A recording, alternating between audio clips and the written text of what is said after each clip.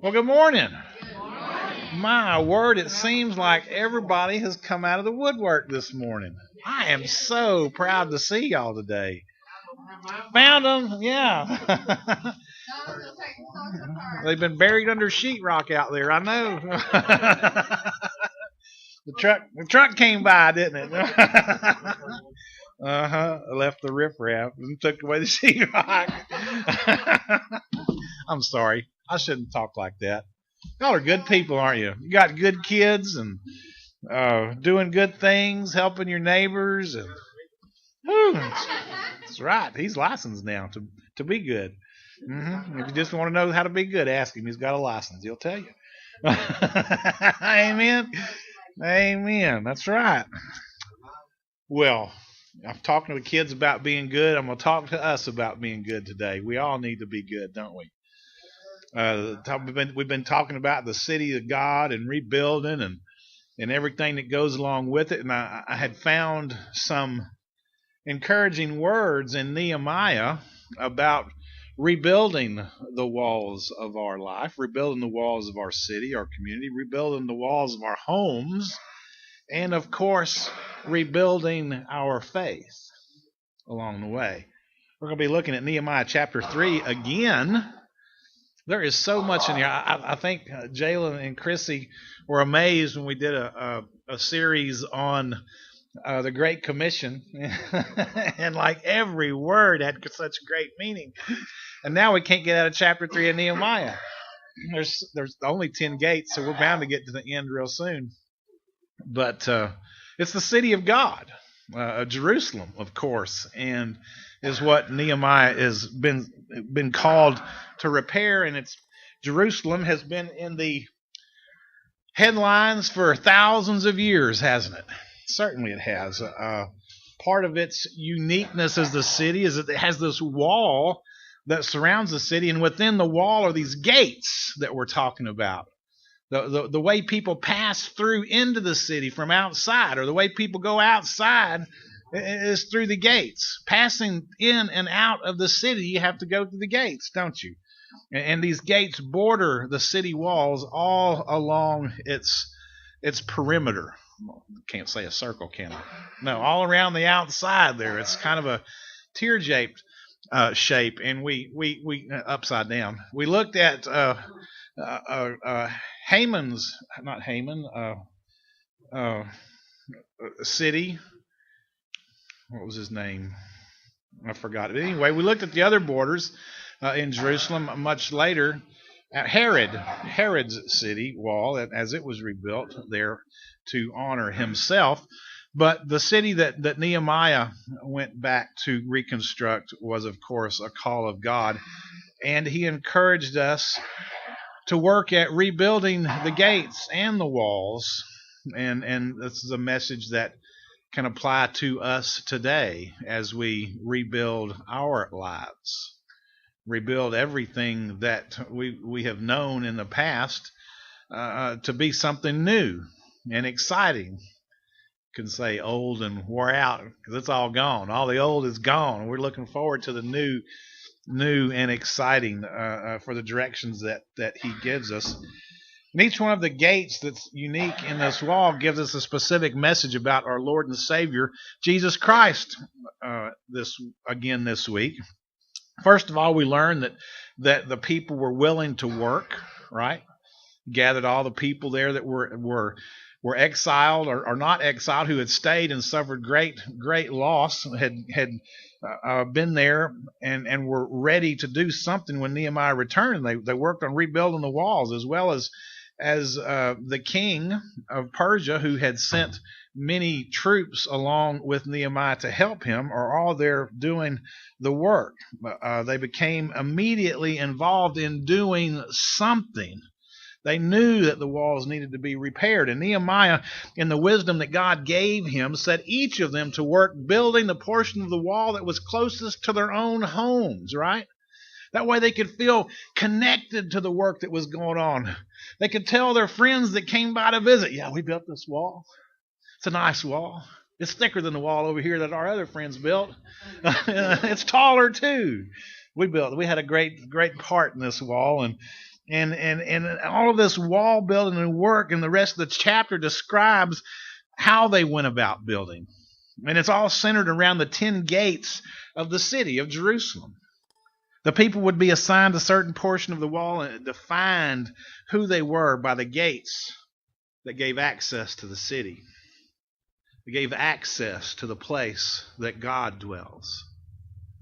These gates will let things in, we push things out. It's what forms us to be who we are, what we should be, depending on what comes in or what goes out. We keep the wrong thing in, we don't be who we're supposed to be, do we? We face things in our life that cause us great pain at times because we've let the wrong things in. But on the other hand, if we let wonderful things in, the things that glorify God in our life, then He blesses us, doesn't He?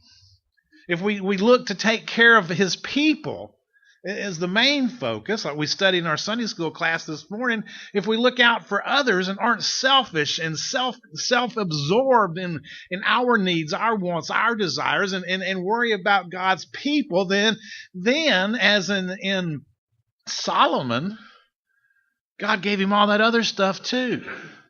He asked for wisdom to be able to discern right from wrong for God's people, and it pleased God. Just as Nehemiah, having a deep concern for his city, the place where God dwells. So far, we've looked at the going through the sheep gate. We've shared our faith with the world going through the fish gate. That's discipleship. We've growing in relationship by finding truth at the old gate, right? Everybody remember those that we've studied so far. And today, this rebuilding, this restructuring of who we should be means making room for good things of God. That's right. Things aren't going to be coming in. We got to talk about putting things out. Things that we don't need in our lives. Things that we don't need in our city. Things that shouldn't be around God, right? Mm-hmm. And this rebuilding, this restructuring means we have to make room for those things of God. And this requires that we move out the impure things that have accumulated over our lifetime. Amen? Got to get rid of some stuff. Fall cleaning. Some of us have to use a bulldozer to get that stuff out. But with a scoop, that's right, a track hoe maybe to get rid of some of the stuff that we've hung on to for so long that may not glorify God. Well, I know it hasn't all been that way. Many memories were lost along the way, and we had great things to pictures and personal items that belonged to and enriched, like the walls do of our homes, encouraging others. This is who I am. This is my family. This is my legacy. This is what we've had to put out by the street. And it's been quite a discouraging thing. It's been kind of like going through the valley, hadn't it? Which is where we're going to begin our study today, at the valley gate, the gate that leads to the valley, as we read Nehemiah. Just 2 short verses today, as everything that we're going to talk about is covered in these 2 verses. Verse 13 and 14 talks about the valley gate and the dung gate. Talk about carrying stuff out and setting it by the road. So let's look at verse 13 and 14. Nehemiah chapter 3. Hanan and the inhabitants of Zanoah repaired the valley gate. They rebuilt it and installed its doors, bolts, and bars, and repaired 500 yards of the wall to the dung gate. Malchiah, the son of Rechab, a ruler over the district of Beth Hakerem, repaired the dung gate. He built it and installed its doors, bolts, and bars. Let's pray.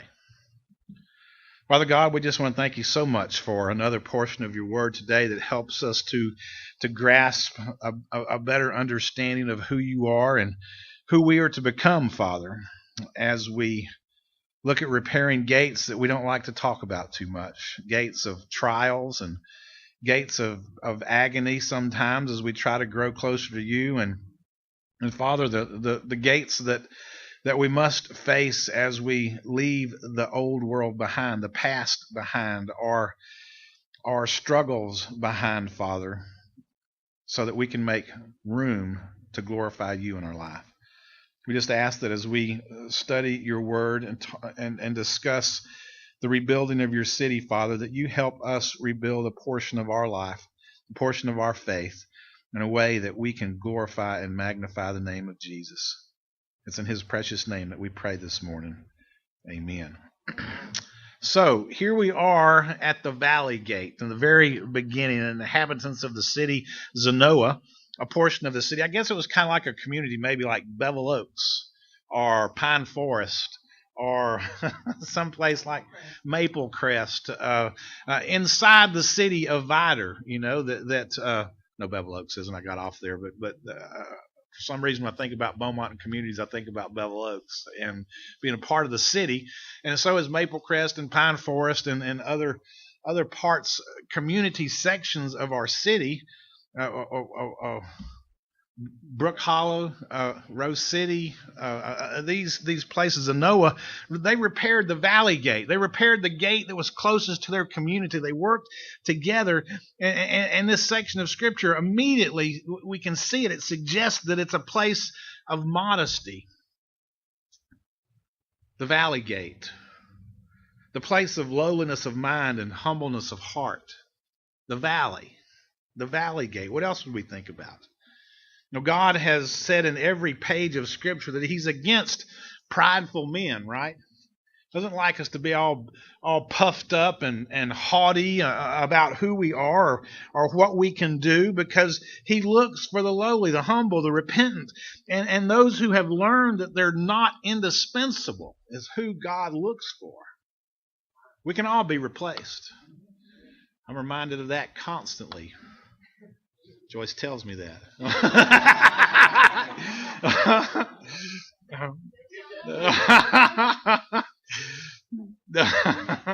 I was thinking about work, but that was just funny right there. I couldn't resist. Yeah, I will. Here we learn that we must have a low opinion of ourselves.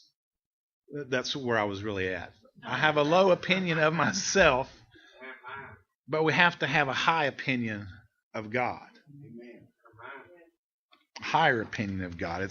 It's this attitude that the Lord seeks in all of us, to put him first in things, not behind who we are, what we can do. Interestingly, there's an extensive but not specified length of wall here between the Valley Gate and the Old Gate. They rebuilt it and installed its doors and bars and repaired 500 yards of the wall up to the Dung Gate. 500 yards was stuck in this version. I don't know what yours may say. 1,000 cubics, 500 yards, a specified length here that was a great distance. And we can understand that Nehemiah records this because of the 8 separate sections that are being completed.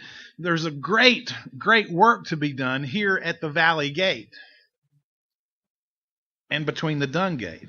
And after this gate is a piece of wall that's before the next gate we see in Nehemiah 3:7. So what does the Valley Gate and its lengthy pieces of wall leading up to and away from these gates mean to us today? These long sections of wall that are mentioned in the gates. Well, I think there's 2 things it tells us. First of all, that the word valley is symbolically in the Bible a place of sorrow, a place of trials, a place of humbling experiences. Like in Psalms 23 says, "Yea, though I walk through the valley of the shadow of death, I shall fear no evil." No one ever said that the road walked by Christians was an easy one. And in the world, you're going to have trouble, right? This must not discourage us, though. Jesus goes on to say, "But take heart, I overcome the world." Amen? We don't have to be discouraged about being in the valley or going through trials or being tested, because the Lord has already overcome the world. We don't have to worry about the world. What he wants us to think about and focus on is him. How do we do that? Well, we have to grow in our faith toward him, don't we? That's why there's long sections of wall. You just don't walk through the gate. You got to get there first. Amen?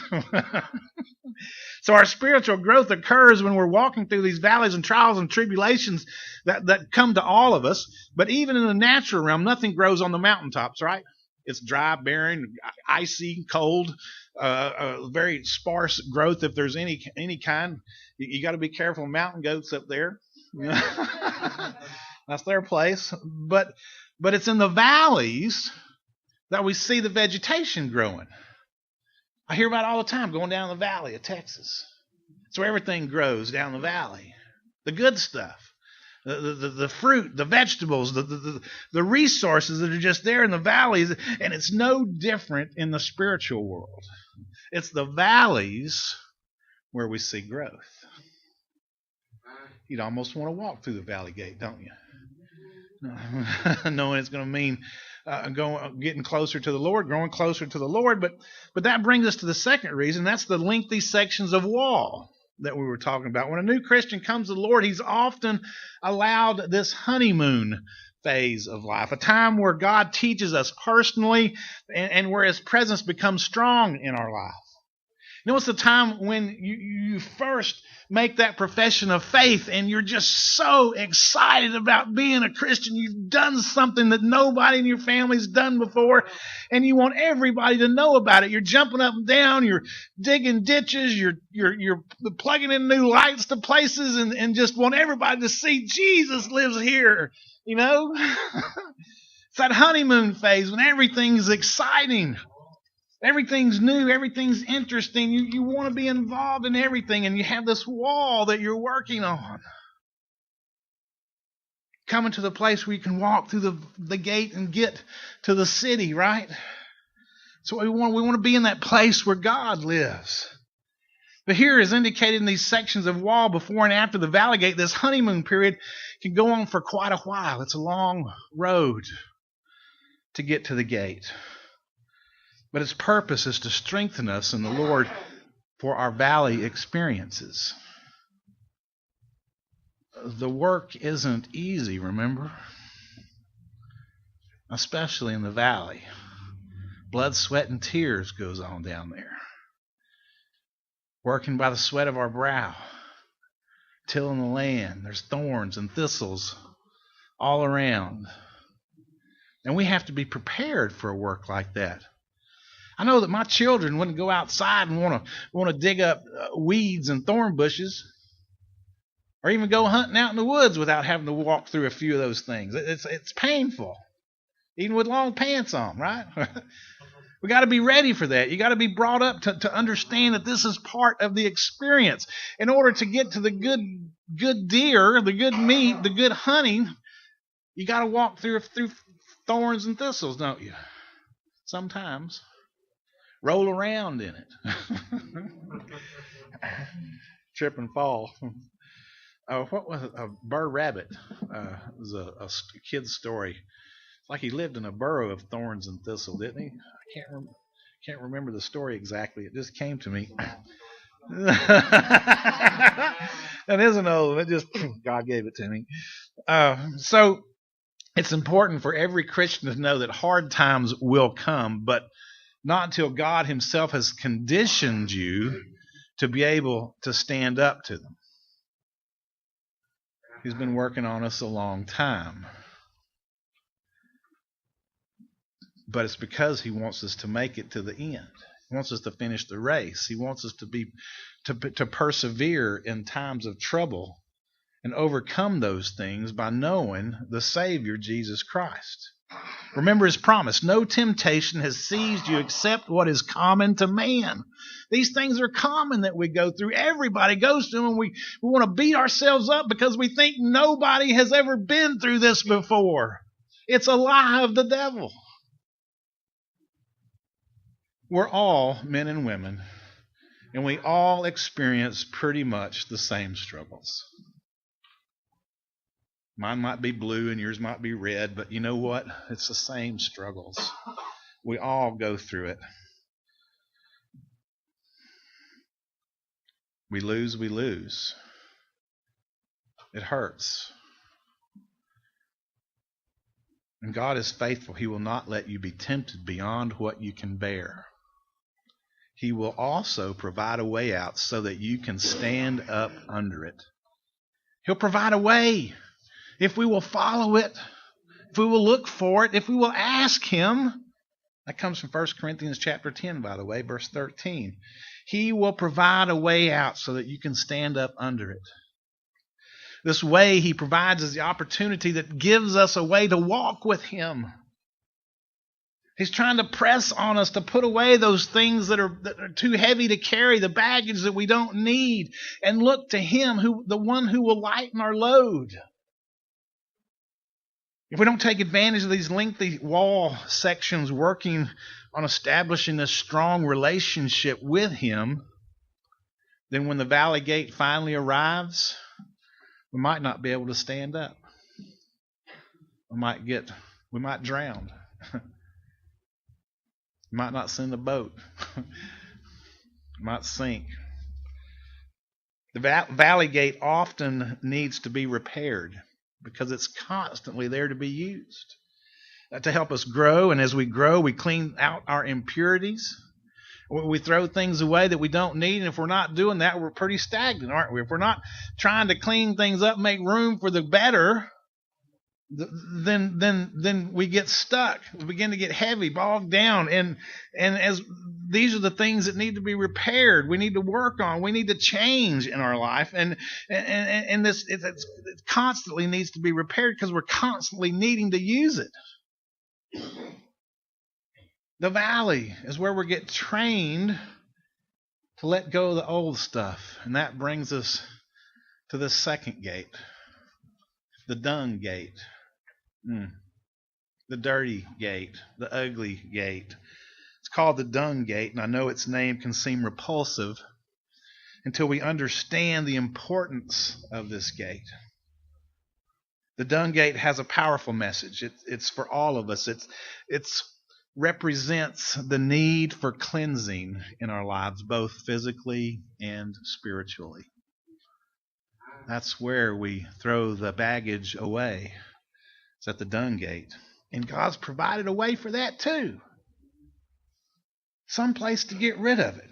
God allows the valley experiences to teach us the things that we need to clear out, the junk that we need to get rid of in our characters, in our bodies, in our spirit, in our souls. And once God has uncovered this junk to us as we've walked closer with Him, He's helped us to deal with it, then we must get rid of it. We have to dispose of it. We can't hang on to it, put it in the closet for later. We need to turn it over to God and say we're done. It's over. It's finished. I'm not going to do that anymore. I've repent from those things. Amen? And that's the dung gate. That's its meaning. That's its purpose. The dung gate is the place where all the refuse of the city was carried out. All the rubbish, all the filth was carried. All the city garbage, all the dead remains, the remnants of those hundreds of thousands of sacrificial offerings and human waste. It's located at the old city wall. It faces the south direction of the valley of Hinnom, known as Gehenna or hell. Gehenna or hell represents that final resting place of those that reject the Son of God. Gehenna is a place that burns for 24/7. It's full of worms and stitch, and all of Scripture designates the place as a place of eternal punishment for the wicked, generally in connection with a final judgment, isn't it? Great white throne judgment be cast out through the dung gate if we reject His Son.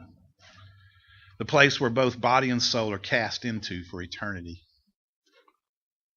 Place without God. So hell the Valley of Hinnom, became known for the place of final punishment due to two causes. First, it's the place of the valley had been the seat of the idolatrous worship of Moloch, to whom children were sacrificed by fire. That's in 2 Chronicles 28 and 33. Secondly, on the account of these practices, the place was dishonored by King Josiah in 2 Kings and became, in consequence, associated with the prophecy of the judgment to be set upon all people who didn't want to practice the faith. The naming of this gate had to do with the removal of rubbish for cleaning of the city and moving those wicked ways, those defiled ways out of their lives. Out of respect for the holiness of the city, out of respect of glorifying God, this rubbish was never allowed to accumulate inside the walls. They had to have a place to carry it out, to drop it off.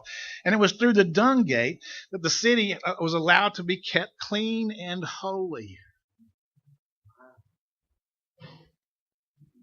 All that would not be accepted in the life offered through repentance was taken out through the Dung gate, and we could all benefit from knowing and using the Dung gate in our lives, couldn't we? Every day, I'm afraid that we can. It's where all filth goes, and that we can be kept clean for our Lord and Savior. We can't come to Him with filth in our spirit, in our mind, in our breath. It has to be disposed of so that we can be seen as holy before Him. We can be accepted because of what His Son Jesus has done for us. Amen. If you don't have a Dung gate in your life, then you're in bad shape, because it's all the refuge of your life that's accumulated. It's going to make you smell to high heaven. It's make you stink in front of God and man. It's not pleasant with all that trash in your life. This gate is broken down and none of the rubbish can be cleansed away. We need that, and it needs to be repaired. Amen. Thank God that Nehemiah had a family that was willing to work this gate.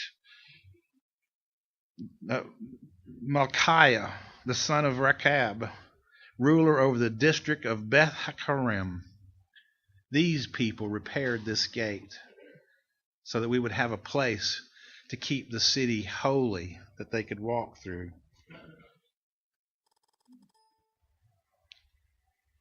This gate was broken down. We need to fix it. It needed to be repaired. And anything that comes between you and God becomes a false god if we don't get rid of it. We need a place to remove the wickedness from our lives. When we take it to the Dung gate, we must leave it there. Not just the city, but in our own spirit, our own lives.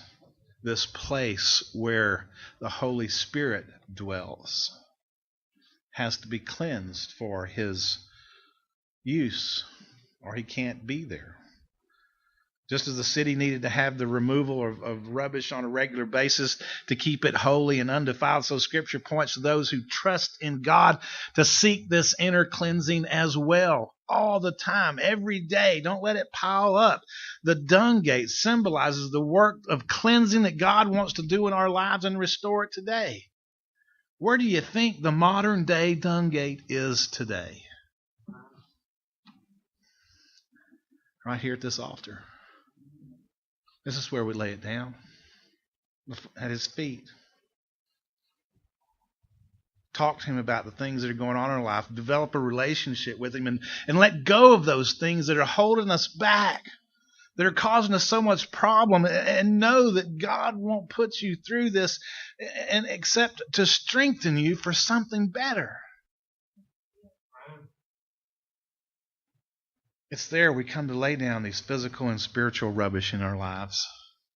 And today is the day to start using, repairing, working on, getting rid of things in our life that need to be turned over to Him. We can do it today right here at His altar.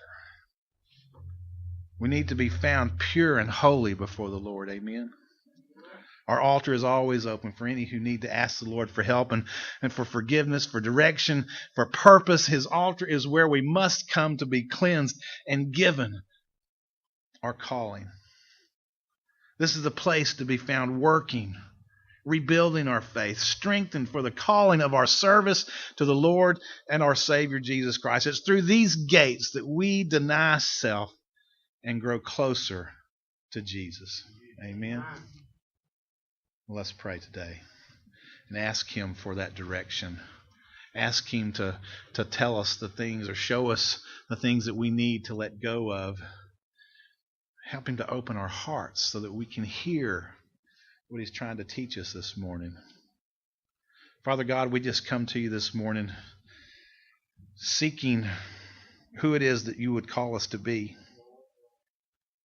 Father, we just ask that You help us to see Christ before us every moment of every day and train us, teach us the way to walk, how we should care for and understand Your word and Your people.